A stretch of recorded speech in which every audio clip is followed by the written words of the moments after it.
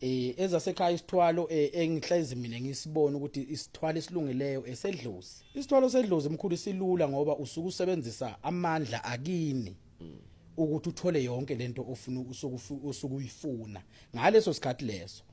Kodwa ke kuyabiza ngoba kulimaza abantu abaningi ekhaya. Uma sesithathe leso step ukuthi sesikunikeza ledlozi. Ubungozi balo ngoba usesemhlabeni. Angiboni ukuthi bukhulu emhlabeni. Kodwa bukhulu uma ukuthiwa siyojeziswa phambili ngoba labantu laba angeke ubabambe forever awusiyena uNkulunkulu nawe.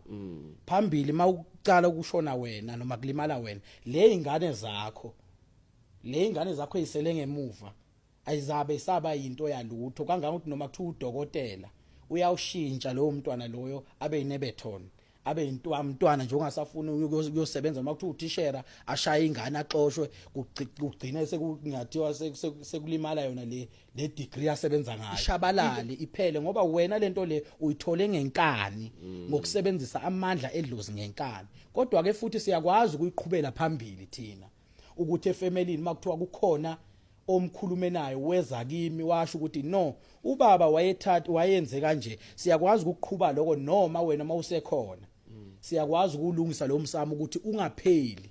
Siulungisa elondweni lapho kakho la sifike khona bese ke sesidlala imagic ngembuzi ngoba le ingane zakho ngeke zikhona ukuyilandela into ungasekho, sibe sesidlala imagic ngembuzi ukuthi siye lapha emsamo sifike siyigubhele khona lembuzi bese sesidlala ngeinongo ke ngamakhubala athile sigubhela phansi lembuzi ihlala ikhona. Labantu abakhona boboze bafe lokuba babakhulumela lapha emsamo yonke into yalunga noma wena ungasekho.